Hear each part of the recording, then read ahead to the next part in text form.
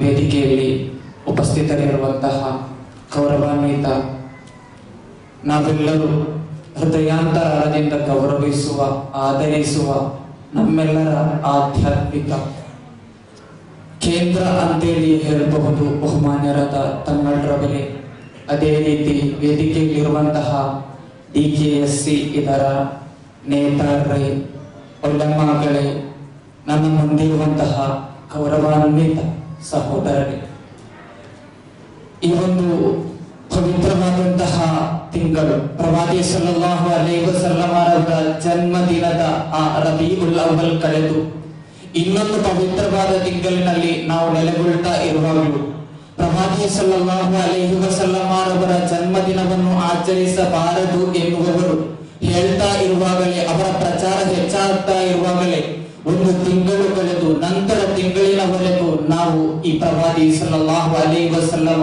ಅವರ ಕೀರ್ತನೆಯನ್ನು ಹಾಡ್ತಲೇ ಹೋಗ್ತಾ ಇದ್ದೇವೆ. ಕೆಲವರು ಮದೀನವನ್ನು ಕಣ್ಣಿನಿಂದ ದಿನಾಲು ಕನಸು ಕಾಣ್ತಾರೆ, ಕೆಲವರು ಇಚ್ಛಿಸಿದಾಗಲೆಲ್ಲ ಮದೀನಕ್ಕೆ ತಲುಪುತ್ತಾರೆ. ನಮ್ಮಂತವರು ದೀನವನ್ನು ಕನಸಿನಲ್ಲೇ ಕನಸು ಕಾಣುವಂತಹ ವ್ಯಕ್ತಿಗಳಾಗಿದ್ದೇವೆ. ಆದರೆ ಈ ವೇದಿಕೆಯಲ್ಲಿ ಆ ಉಸ್ತಾದರುಗಳು ಮದೀನದ ಕುರಿತು, ಪ್ರವಾದಿ ಸಲ್ಲಲ್ಲಾಹು ಅಲೈಹಿ ವಸಲ್ಲಂ ಅವರ ಕುರಿತು ಆ ಒಂದು ಕೀರ್ತನೆಗಳನ್ನು ಹಾಡುವಾಗ ನಾವೆಲ್ಲರೂ ಒಮ್ಮೆ ಮದೀನಕ್ಕೆ ಹೋಗಿ ಬಂದಂತಹ ಒಂದು ಅನುಭವ. ಒಬ್ಬ ಫ್ರಾನ್ಸ್ ಕವಿಯವರು ಹೇಳುವಂತೆ ಮದೀನವು ಕನಸಿನಲ್ಲೇ ಕನಸು ಕಾಣುವಂತಹ ಒಂದು ಸ್ಥಳವಾಗಿದೆ. ಬಹುಮಾನ್ಯರಾದ ಅಲ್ಲಾಮಾ ಇಕ್ಬಾಲ್ ಅವರು ಹೇಳಿದಂತಹ ಒಂದು ಮಾತಿದೆ, ನಗರ ಸಕಾ ಮುಜೆ ಜಲ್ವಯೇ ದಾನಿಶ್ ಸುರ್ಮಾಹೆ ಮೇಲೆ ಆಂಕುಕ ಪಾಕೆ ಮದೀನಾ ವನಜ್ ಅಂತ ಹೇಳಿದ್ರೆ, ಈ ದುನಿಯಾದ, ಈ ಜಗತ್ತಿನ ಈ ಐಹಿಕ ಲೋಕದ ಅಲಂಕಾರಗಳು, ಇಲ್ಲಿರುವಂತಹ ಕಟ್ಟಡಗಳು, ಇಲ್ಲಿರುವಂತಹ ವೇಷಭೂಷಣಗಳು ನನ್ನ ಕಣ್ಣನ್ನು ಆಕರ್ಷಿಸಲಿಲ್ಲ, ನನ್ನ ಕಣ್ಣು ಅದಕ್ಕೆ ತನ್ಮಯವಾಗಲಿಲ್ಲ. ಕಾರಣವೇನಂತ ಹೇಳಿದ್ರೆ, ಸುರ್ಮಾಹೆ ಮೇಲೆ ಆಂಕುಕ ಪಾಕೆ ಮದೀನಾ ವನಜ, ನನ್ನ ಕಣ್ಣಿಗೆ ನಾನು ನೀಡುವಂತಹ ಸುರ್ಮ ಒಂದು ಮದೀನದ ಮಣ್ಣಾಗಿದೆ, ಎರಡನೆಯದು ನಜಫಿನ ಮಣ್ಣಾಗಿದೆ. ಮದೀನದ ಮಣ್ಣು ನಮಗೆಲ್ಲರಿಗೂ ಗೊತ್ತು, ಪ್ರವಾದಿ ಸಲ್ಲಲ್ಲಾಹು ಅಲೈಹಿ ವಸಲ್ಲಂ ಅವರ ಪಾದ ಸ್ಪರ್ಶದಿಂದ ಪುನೀತಗೊಂಡಂತಹ ಮಣ್ಣು, ಇಸ್ಲಾಮಿಗೆ ಪಾದ ಸ್ಪರ್ಶಗೊಂಡಂತಹ ಪವಿತ್ರವಾದ ಮಣ್ಣು. ನಜಫನ್ನು ಯಾಕೆ ಹೇಳಿದ್ರು? ಅದು ಅಹ್ಲು ಬೈತಿ ಅಲಿ ರಲಿಯಲ್ಲಾಹು ಅನ್ಹು ಅವರ ಕುಟುಂಬ ಪರಂಪರೆಯೊಂದಿಗೆ ಹೊಂದಿಕೊಂಡಿರುವಂತಹ ಮಣ್ಣಾಗಿದೆ ನಜಫಿನ ಮಣ್ಣು. ಆ ಪ್ರವಾದಿ ಸಲ್ಲಲ್ಲಾಹು ಅಲೈಹಿ ವಸಲ್ಲಂ ಅವರು ಹೇಳಿತು, ತರಕ್ತು ಫೀಕುಂ ಅಮ್ರೈನ್ ಲನ್ ತಲಿಲು ಮಾ ತಮಸ್ಸಕತುಂ ಬಿಹಿಮಾ ಕಿತಾಬುಲ್ಲಾಹಿ ವ ಅಹ್ಲು ಬೈತಿ. ನೀವು ಎರಡು ವಿಷಯಗಳನ್ನು ನೀವು ಹಿಡಿದುಕೊಳ್ಳಬೇಕು. ಒಂದನೇದು ಕಿತಾಬುಲ್ಲಾ, ಅಲ್ಲಾಹನ ಪವಿತ್ರವಾದ ಗ್ರಂಥ. ಎರಡನೇದು ಅಹ್ಲು ಬೈತಿ, ನನ್ನ ಕುಟುಂಬ. ಆ ಕುಟುಂಬವನ್ನು ನೀವು ಅನುಸರಿಸಬೇಕು, ಅದರ ಹಿಂದೆ ನೀವು ನಿಲ್ಲಬೇಕು. ಹಾಗಾದರೆ ಈ ಲೋಕದಲ್ಲಿರುವಂತಹ ಫಿತ್ನಗಳು, ಈ ಲೋಕದಲ್ಲಿರುವಂತಹ ಫಸಾದಗಳು ನಿಮ್ಮನ್ನು ತನ್ಮಯಗೊಳಿಸುವುದಿಲ್ಲ, ಆ ಮೂಲಕ ನಿಮ್ಮನ್ನು ಆಕರ್ಷಿಸುವುದಿಲ್ಲ ಅಂತೇಳಿ ಪ್ರವಾದಿ ಸಲ್ಲಲ್ಲಾಹು ಅಲೈಹಿ ವಸಲ್ಲಂ ಅವರು ನಮ್ಮ ಹತ್ರ ಹೇಳಿದ್ರು. ಒಮ್ಮೆ ಬಹುಮಾನ್ಯರಾದ ಉಮರ್ ಇಬ್ನ್ ಖತ್ತಾಬ್ ರಲಿಯಲ್ಲಾಹು ಅನ್ಹು ಅವರ ಮಗ ಇಬ್ನ್ ಉಮರ್ ರಲಿಯಲ್ಲಾಹು ಅನ್ಹು ಹಾಗೂ ಹಸನ್ ರಲಿಯಲ್ಲಾಹು ಅನ್ಹು ತನ್ನ ಸಣ್ಣ ಪ್ರಾಯದಲ್ಲಿ ಸಣ್ಣ ಒಂದು ಜಗಳವಾಡ್ತಾರೆ.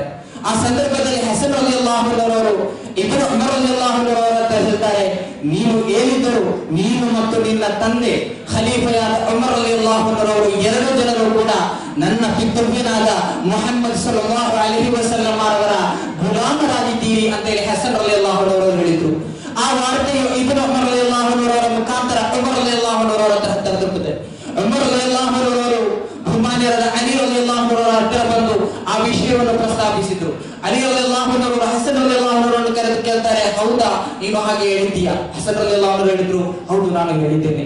ಬಹುಮಾನ್ಯರಾದ ಉಮರ್ ರಲಿಯಲ್ಲಾಹು ಅನ್ಹು ಅವರು ಅಲ್ಲಿರುವಂತಹ ಸಹಾಬತುಗಳೆಲ್ಲರನ್ನು ಕರೆದು ಅಲ್ಲಿ ಕೂರಿಸಿಕೊಂಡು ಹಸನ್ ರಲಿಯಲ್ಲಾಹು ಅನ್ಹು ಅವರನ್ನು ಕರೆದು ಹೇಳ್ತಾರೆ, ನೀನು ಹೇಳಿದಂತಹ ಆ ಮಾತು, ನೀನು ಮತ್ತು ನಿನ್ನ ತಂದೆ ಪ್ರವಾದಿಯವರ ಗುಲಾಮರಾಗಿದ್ದೀರಿ ಅಂತ ಹೇಳಿದಂತಹ ಆ ಮಾತನ್ನು ನಿನಗೆ ಬರೆದು ಕೊಡಬಹುದೇ ಅಂತ ಕೇಳಿ ಹಸನ್ ರಲಿಯಲ್ಲಾಹು ಅನ್ಹು ಅವರ ಮುಂದೆ, ಆ ಸಹಾಬತುಗಳ ಮುಂದೆ ಹೇಳ್ತಾರೆ, ನೀವು ಸಾಕ್ಷಿ, ನಾಳೆ ಅಲ್ಲಾಹನ ಹತ್ತಿರ ನನ್ನನ್ನು ಕರೆದು ಅಲ್ಲಾಹನು ವಿಚಾರಿಸುವಾಗ ಈ ಸಣ್ಣ ಮಗು ಹೇಳಿದಂತಹ ಮಾತು ನಾನು ಮತ್ತು ನನ್ನ ಕುಟುಂಬ ಪ್ರವಾದಿ ಸಲ್ಲಲ್ಲಾಹು ಅಲೈಹಿ ವಸಲ್ಲಂ ಅವರ ಗುಲಾಮರಾಗಿದ್ದೇವೆ ಅಂತ ಹೇಳಿದಂತಹ ಈ ಮಾತು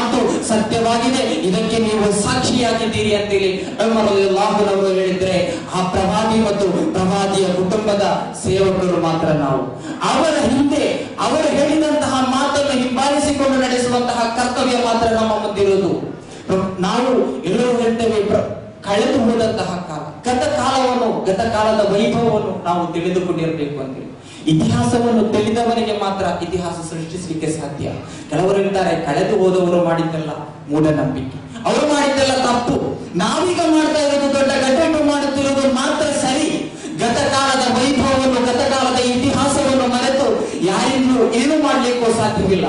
ಅವರ ಕವಿ ಹೇಳಿದಂತೆ, ಬರ್ ಸೋ ರಹಾ ಹೈ ಬರ್ ಹಮ್ ಸಮಾ ಹಮಾರ ದುನಿಯಾ ಸೆ ನಿಭ್ ರಹಾ ಹೈ ನಾಮೋ ನಿಶಾ ಹಮಾರ. ಕಾಲಗಳು ಕಳೆದಂತೆ, ದಿನಗಳು ಮುಂದಕ್ಕೆ ಹೋದಂತೆ, ದಿನಗಳು ನಮ್ಮೊಂದಿಗೆ ಮುಂದಕ್ಕೆ ಹೋಗ್ತಾ ಇದೆ. ದಿನ ಕಳೆದಂತೆ ನಮ್ಮ ಹೆಸರು, ನಮ್ಮ ಚಾರಿತ್ರಿಕ ಚಿಹ್ನೆಗಳು, ನಮ್ಮ ಗತ ವೈಭವಗಳು ನಮ್ಮಿಂದ ಮಾಯವಾಗ್ತಾ ಇದೆ. ಏನು ಇದಕ್ಕೆ ಕಾರಣ?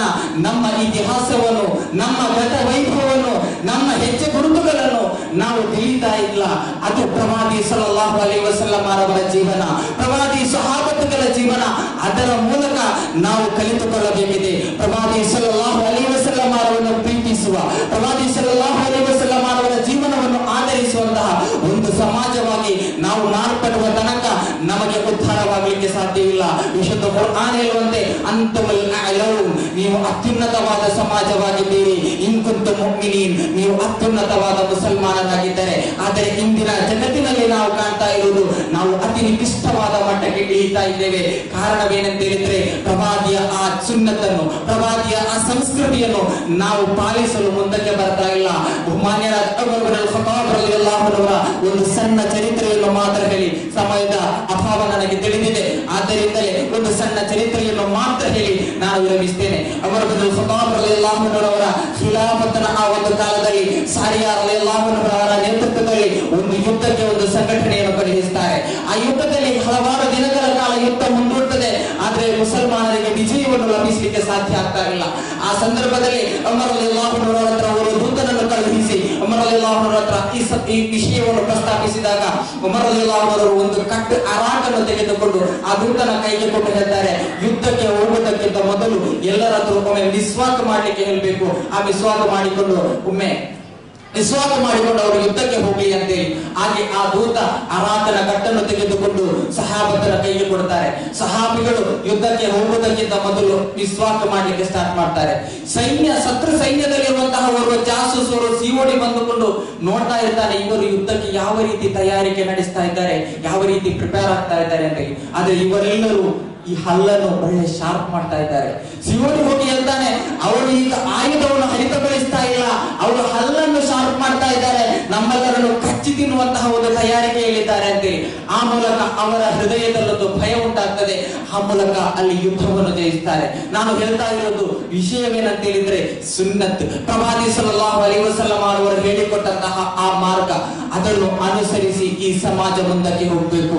ನಮಗೆಲ್ಲರಿಗೂ ಗೊತ್ತಿರಬಹುದು, ಸ್ತ್ರೀ ಪೀಡನೆ, ಅನಂತರ ಅತ್ಯಾಚಾರ, ಹಲವಾರು ವಿಷಯಗಳನ್ನು ನಾವು ಕೇಳ್ತಾ ಇದ್ದೇವೆ. ಒಮ್ಮೆ ಎಕನಾಮಿಕಲ್ ಡಿಪ್ರೆಷನ್ ಉಂಟಾಯಿತು. ಆ ಸಂದರ್ಭದಲ್ಲಿ ಭಾರತದಲ್ಲಿ ನಡೆದಂತಹ ದೊಡ್ಡ ಚರ್ಚೆಯಲ್ಲಿ ಪಾಲ್ಗೊಂಡ ಮನಮೋಹನ್ ಸಿಂಗ್ ಅವರ ಮುಂದೆ ಒಮ್ಮೆ ಒಂದು ಪ್ರಾಜೆಕ್ಟ್ ಅನ್ನು ವಿಶದೀಕರಿಸಿ ಹೇಳಿದಾಗ, ಇಸ್ಲಾಮಿನ ಆ ಒಂದು ಆರ್ಥಿಕ ಶಾಸ್ತ್ರವನ್ನು ವಿಶದೀಕರಿಸಿ ಹೇಳಿದಾಗ ಮನಮೋಹನ್ ಸಿಂಗ್ ಹೇಳಿದ್ರು, ಅಲ್ಲ, ಈ ಒಂದು ಶಾಸ್ತ್ರವನ್ನು ನಮಗೆ ಅಳವಡಿಸುತ್ತಿದೆ, ಒಳ್ಳೆಯದಲ್ಲವೇ ಅಂತೇಳಿ ಮನಮೋಹನ್ ಸಿಂಗ್ ಪ್ರಶ್ನಿಸಿದರು. ಅದೇ ರೀತಿ ಈಗ ಸ್ತ್ರೀ ಪೀಡನೆ ಈ ಒಂದು ಸಂದರ್ಭದಲ್ಲಿ ಎಲ್ಲರೂ ಹೇಳ್ತಾ ಇದ್ದಾರೆ, ದೊಡ್ಡ ದೊಡ್ಡ ಜಡ್ಜಸ್ಗಳು ಹೇಳ್ತಾ ಇದ್ದಾರೆ, ಶರೀರವನ್ನು ಅವರವರು ಕಾಪಾಡಿಕೊಳ್ಬೇಕು, ಅವರವರ ಶರೀರವನ್ನು ಅವರವರು ಕಾಪಾಡಿಕೊಳ್ಬೇಕು. ಅದಕ್ಕೆ ಇಸ್ಲಾಂ ನೀಡಿದಂತಹ ದೊಡ್ಡ ಮಾನ್ಯತೆಯ ಸ್ವಾತಂತ್ರ್ಯ, ಸ್ತ್ರೀಗಳಿಗೆ ನೀಡಿದಂತಹ ಸ್ವಾತಂತ್ರ್ಯ, ಪ್ರವಾದಿ ಸಲ್ಲಲ್ಲಾಹು ಅಲೈಹಿ ವಸಲ್ಲಂ ಅವರು ನೀಡಿದಂತಹ ಸ್ವಾತಂತ್ರ್ಯ. ಯಾಕೆ ವಿಶುದ್ಧ ಕುರ್ಆನಿನಲ್ಲಿ ಹೆಣ್ಣಿನ ಕುರಿತು ಹೇಳುವಾಗಲೆಲ್ಲರೂ ಬುಶ್ರಾ, ಸಂತೋಷ ವಾರ್ತೆ ಅಂತ ಹೇಳುವಂತಹ ಒಂದು ಪದವನ್ನಾಗಿ ಉಪಯೋಗಿಸಿದ್ದು. ಅನಂತರ ಬುಶ್ರಾವನ್ನು ಉಪಯೋಗಿಸಿದ್ದು ಸ್ವರ್ಗಕ್ಕೆ ಮಾತ್ರ, ಬುಶ್ರಾ, ಸ್ವರ್ಗಕ್ಕೆ ಉಪಯೋಗಿಸಿದಂತಹ ಪದ. ಈ ಎರಡು ಪದಗಳ ತುಲನೆಯನ್ನು ನಾವೊಮ್ಮೆ ಅರ್ಥ ಮಾಡಿಕೊಳ್ಬೇಕು. ವಿಶದೀಕರಿಸಿ ಹೇಳುವುದಿಲ್ಲ.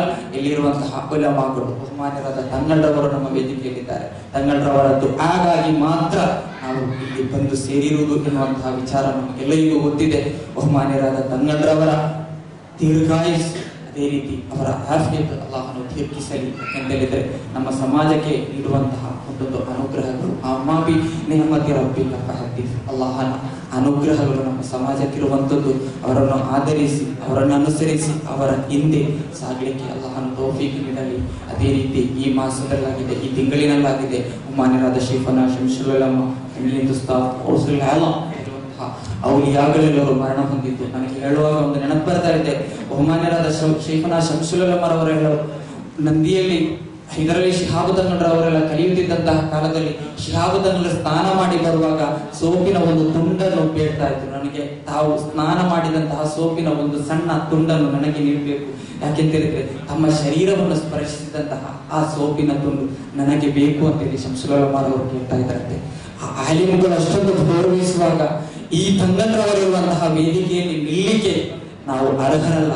ಅಲ್ಲಾಹನು ನಮ್ಮೆಲ್ಲರನ್ನು ಆ ಆಲಿಮುಗಳೊಂದಿಗೆ ಆ ತಂಗಳುಗಳೊಂದಿಗೆ ಒಂದಾಗಿ ಐಕ್ಯತೆಯೊಂದಿಗೆ ಈ ಸಮಾಜದಲ್ಲಿ ಮುನ್ನಡೆಯಲಿಕ್ಕೆ, ಅದೇ ರೀತಿ ಅವರೊಂದಿಗೆ ಸ್ವರ್ಗದಲ್ಲಿ ಒಂದುಗೂಡಲಿಕ್ಕೆ ತೌಫೀಕ್ ನೀಡಲಿ ಅಂತ ಪ್ರಾರ್ಥಿಸ್ತಾ ಈ ಒಂದು ಸಂದರ್ಭಕ್ಕಾಗಿ ತಮಗೆಲ್ಲರಿಗೂ ಅಭಿನಂದನೆಯನ್ನು ಸಲ್ಲಿಸ್ತಾ ಈ ಸುಸಜ್ಜಿತವಾದ ಕಾರ್ಯಕ್ರಮ